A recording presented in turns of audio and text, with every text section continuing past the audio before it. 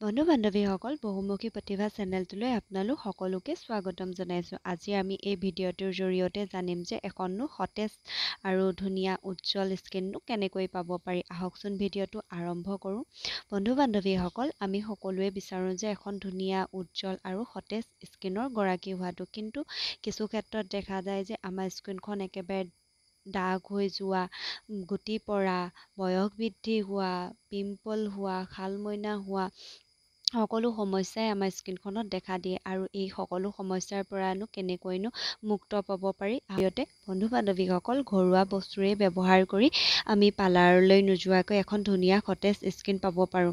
আহকচোন আৰম্ভ কৰোঁ ভিডিঅ'টোত। ঘৰুৱা বস্তু ব্যৱহাৰ কৰি কেনেকৈনো আমি পাৰ্লাৰৰ নিচিনা এখন স্কিন পাব পাৰোঁ। আহক ভিডিঅ'টো আৰম্ভ কৰোঁ। বন্ধু বান্ধৱীসকল, মই প্ৰথমতে এটা চিচাৰ বাতি লৈ লৈছোঁ। ইয়াৰ চাওকচোন, মই চিচাৰ বাতিটোত এচামুচ নাৰিকল তেল লৈ লৈছোঁ। আপোনালোকে আপোনালোকৰ স্কিনখনৰ হিচাপত নাৰিকল তেল লৈ ল'ব। মই এচামুচেই লৈছোঁ। আৰু এয়া দেখিছেনে গোলাপ জল। গোলাপ জল আপোনালোকে 10ৰ পৰা 15 টোপালমান দি ল'ব। আৰু মই এয়া দেখিছেনে কেইটোপালমান গোলাপ জল দি লৈছোঁ। 10 টোপাল বা 15 টোপালৰ ভিতৰতেই হৈছে। আপোনালোকেও এনেকৈ 10 বা 15 টোপাল দি ল'ব। আৰু এয়া দেখিছেনে এল'ভেৰা জেল।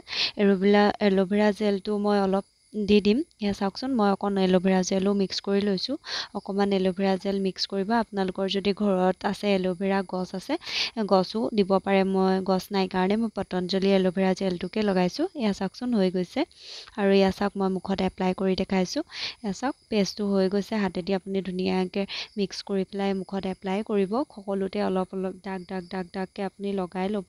লগোৱাৰ পিছত আপুনি ধুনীয়াকৈ স্কিনখন অকণমান মাছাজ কৰি দিব।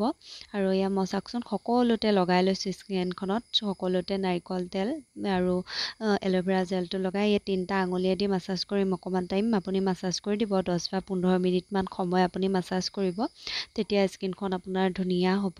স্কিনত যদি কিবা দাগ হয়, ক'লা চাপেই হওক বা যিয়েই হওক, আপোনাৰ স্কিনখন ধুনীয়া হৈ আহিব। শোৱাৰ আগত 15 মিনিটমান আপুনি এনেকৈ মাছাজ কৰি দিব। এয়া দেখিছেনে, মই ধুনীয়াকৈ মাছাজ কৰিছোঁ। আঙুলিকেইটাই দি, ফিংগাৰকেইটাই দি আপুনি ধুনীয়াকৈ মাছাজ কৰি দিব। অকণমান ৰিলেক্সো লাগিব। ইয়াত অকণমান টানি টানি দিব, যাতে আপোনাৰ স্কিনখন পাতলা হৈ নাযায়, ঢিলা হৈ নাযায়। তাৰ কাৰণে অকণমান টানি দিব। এই ধুনীয়াকৈ মই মাছাজ কৰি লৈছোঁ।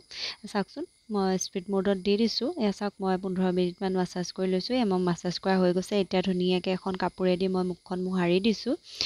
স্কিনখন মই ধুনীয়াকৈ মোহাৰি দিছোঁ। চাওকচোন স্কিনখন কিমান ধুনীয়া লাগিছে। এইদৰে আপোনালোকে সদায় সপ্তাহত 2 বা 3 দিন লগাব। এয়া চাওক, মই ধুনীয়াকৈ হেৰি কৰি দিছোঁ, চাফা কৰি লৈছোঁ। এয়া চাওক, খোৱাৰ 15 মিনিটমানৰ আগত লগাব। স্কিনখন ইমান ধুনীয়া আৰু কোমল লাগিছে। আজিলৈ ভিডিঅ'টো ইমানতে। যদি ভিডিঅ'টো ভাল লাগিছে, লাইক, কমেণ্ট আৰু ছাবস্ক্ৰাইব কৰিবলৈ নাপাহৰিব।